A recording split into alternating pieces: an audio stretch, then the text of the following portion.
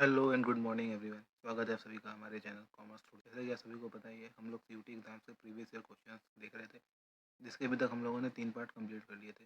जिन्होंने भी अभी तक वो पार्ट नहीं देखे हैं, लिंक डिस्क्रिप्शन बॉक्स में दिया हुआ है, तुरंत ही देख ले। जल्दी से वीडियो को शेयर और चैनल को सब्सक्राइब कर ले। चलिए हम लोग सीधा अब अपने अगले क्वेश्चन पे बढ़ते हैं। हमारा अगला क्वेश्चन है आज का पहला question. Firm earn a profit in the last 3 year as follows.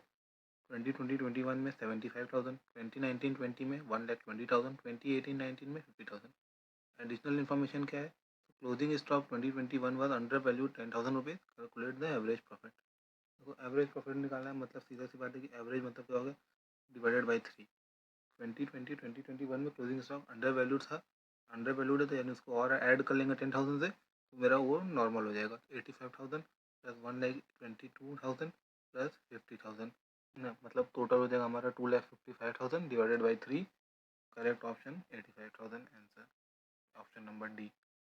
आगे चलिए अगले क्वेश्चन पे। हमारा आज का दूसरा क्वेश्चन है, मैच द फॉलोइंग है। इसमें पहला क्या एक तरफ दिया है, बिल्डिंग ओवर वैल्यूड है, building under valued, credit capital withdrawn, additional capital introduce, credit to the partners capital account, credit to the revaluation account, debit to the revaluation account और debit to the partners capital account.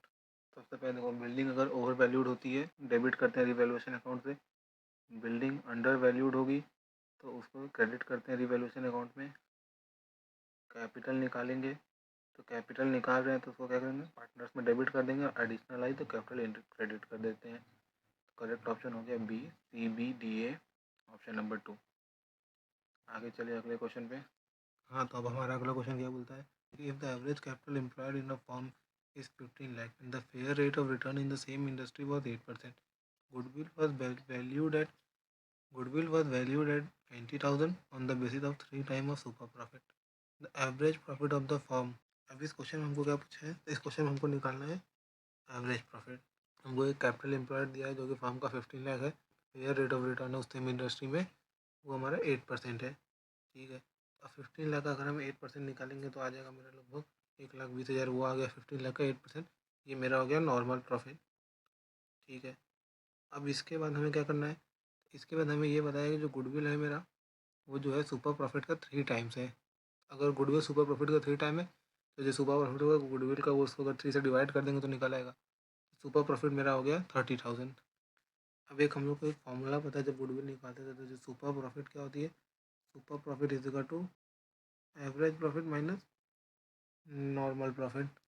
तब average profit हमको question में निकालने को पूछा है। Super profit मेरे पास 30,000 है और नेट प्रॉफिट मेरी कितनी है, नेट प्रॉफिट मैंने जो एवरेज कैपिटल एम्प्लॉयड का 8% निकाला था वो मेरा था 1,20,000। अब नेट प्रॉफिट इधर माइनस में उस साइड जाएगा तो प्लस में हो जाएगा, तो मेरा 1,20,000 plus 30,000। Correct answer 1,50,000, option number D. आगे चलिए अब अगले क्वेश्चन पे। हमारा अगला क्वेश्चन है, from the following information identify when goodwill is required to be calculate. इन सारे ऑप्शन में से हमें बताना है कि कब कब हमें गुडविल के कैलकुलेशन की जरूरत पड़ती है। एडमिशन ऑफ अ पार्टनर, इसमें तो पड़ती है। अमालगमेशन ऑफ पार्टनर में भी पड़ती है। डिसोल्यूशन में गुडविल की जरूरत है, जब डायरेक्ट उसको जो भी अमाउंट है मैं उसे सेल कर सकता हूँ, डिसोल्यूशन में नहीं है। Retirement and death of a partner, retirement करना तो भी जरूरत पड़ेगी, और प्रिपरेशन ऑफ बैलेंस शीट में नहीं पड़ती। मतलब ए में पड़ा, बी में पड़ा, डी में पड़ा, option number C correct answer. सीधा सा क्वेश्चन है, सिंपल सा। आगे बढ़ते हैं अगले क्वेश्चन पे। अगला क्वेश्चन है हमारा, at the time of admission of a partner, if nothing is specified, then the new partner acquire his share from the old partner in new profit sharing ratio, old profit sharing ratio, in gaining ratio, in sacrificing ratio। अब admission के time पे अगर कुछ भी specified नहीं किया जाता है, जो भी न्यू पार्टनर होगा वो हमेशा ओल्ड पार्टनर का जो भी ओल्ड प्रॉफिट शेयरिंग रेशियो होगा उसी के रेशियो में उससे अपना शेयर्स लेते हैं। तो आगे अपना अगला क्वेश्चन देखते हैं। तो अगला क्वेश्चन क्या बोलता है हमारा, EQR Limited issued a 40,000 equity share of 10 rupees each as payable at 3 rupees application, 4 rupees allotment and balance on first and final call. Application was received 1,10,000 shares. Application of 20 shares was refused and allotment was made on pro rata basis. Amount received on allotment is। PQR ने 40,000 shares issue किए थे, जिसमें हमारा 10 rupees कहाँ थे, 10 rupees के 40,000 share issue किए थे, जिसमें मेरा 3 रुपीज़ एप्लीकेशन पे था, 4 रुपीज़ अलॉटमेंट में, बाकी जो रिमेनिंग होगा वो फर्स्ट कॉल पे। एप्लीकेशन लेकिन कितने का आ गया, एप्लीकेशन आ गया हमारा 1,10,000। अब 1,10,000 में से 20,000 एप्लीकेशन मैंने रिजेक्ट कर दी, तो बचा कितना, 90,000। 40,000 एप्लीकेशन इक्विटी शेयर मैंने इशू किए थे, और जिसको मैंने प्रो राटा में 90,000 पे अलॉट किया। एक्सेस कितना है 50,000 और एप्लीकेशन पे मुझे आया होगा 3 रुपये से। 3 रुपीज़ मतलब 1,50,000 मेरे पास अमाउंट है जो कि मुझे अलॉटमेंट पे एडजस्ट करना है। अलॉटमेंट में कितना होगा? अलॉटमेंट में मेरा 40,000 इक्विटी शेयर है, उसका मेरा 4 रुपये से अलॉटमेंट पे एडजस्ट करना है, मतलब 1,60,000 और 1,50,000 मेरे पास एप्लीकेशन का पड़ा था। जब 1,50,000 एप्लीकेशन का पड़ा था, 1,60,000 अलॉटमेंट में चाहिए था, अलॉटमेंट में मुझे 10,000 मिले होंगे। तो option number C correct answer. आगे चलिए अगले क्वेश्चन पे हम। Identify the statement that is yes or not true the following. Share can be forfeited for non payment of call money. The profit on the forfeited share is transfer to the capital reserve. Balance of a share for future account shown in the balance sheet and reserve and surplus. Application money should be at least 10% of the face value of the share.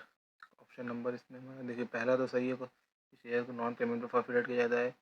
दूसरा profit transfer होती है capital reserve, वो भी सही है। Share for future का balance हमेशा हम रिजर्व एंड सरप्लस में नहीं दिखाते हैं, ये गलत है। एप्लीकेशन शुड बी 10%, ये भी गलत है, मतलब C or D option number third correct answer. आगे चलिए अगले क्वेश्चन पे।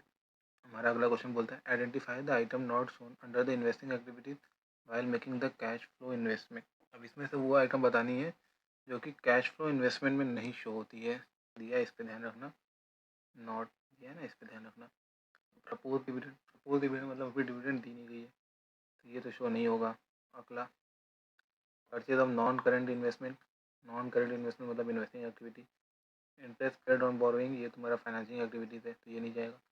Cell of machinery investing activities. Marketable securities, नहीं, ये भी नहीं जाएगा। क्या हो गया? ए सी और ई। ए सी और E option number B correct answer. आगे चलिए अगले क्वेश्चन पे। हमारा अगला क्वेश्चन बोलता है at the time of retirement of a partner, if retiring partner whole amount is treated as a loan, then the amount debited in. अगर retirement के टाइम पे जो भी मेरा रिटायरिंग पार्टनर है, अगर उसके जो सारे अमाउंट को जो भी हम लोग अमाउंट है उसको हम लोग एज अ लोन ट्रीट कर रहे हैं, एज अ लोन, तो उस टाइम पे जो भी उसका अमाउंट होगा वो किस में डेबिट होगा? रिटायरिंग पार्टनर्स के लोन अकाउंट में, retiring partners capital account, retiring partners current account कि बैंक अकाउंट? इसका option number C, retiring partners के हम लोग करेंट अकाउंट में उसको डेबिट कर देते हैं। अगला क्वेश्चन आगे बढ़ते हैं सीधे। अब अगला क्वेश्चन हमारा है on the death of a partner he share in the loss of the firm till the date of his transfer to debit side of profit and loss, credit side of profit and loss suspense, debit side of profit and loss suspense या credit side of profit and loss. जब भी किसी partner की death होती है तो उस time पे जो भी उसका जो उतना लॉस है उस टाइम तक का, उसको कहाँ ट्रांसफ़र किया जाता है? तो हम लोग हमेशा credit side of profit and loss के सस्पेंस में ट्रांसफ़र कर देते हैं। आगे बढ़े अगले क्वेश्चन पे। हमारा अगला क्वेश्चन क्या बोल रहा है? अगला क्वेश्चन है इन the balance sheet a total debtors appear eight 1,50,000 and the provision for doubtful डेब्ट appears eight ₹1,500. How much amount will be realized from debtor if the bad debt amounted to 20,000 and remaining debtor were realized at a discount of 15%? सबसे सीधी सी बात क्या है कि हमारा जो भी total debtors है, प्रोविजन फॉर डाउटफुल डेट्स का इससे मतलब नहीं होगा। जो भी मेरा डेप्टर्स है उसमें से जितना बैड डेट्स है वो माइनस कर देंगे।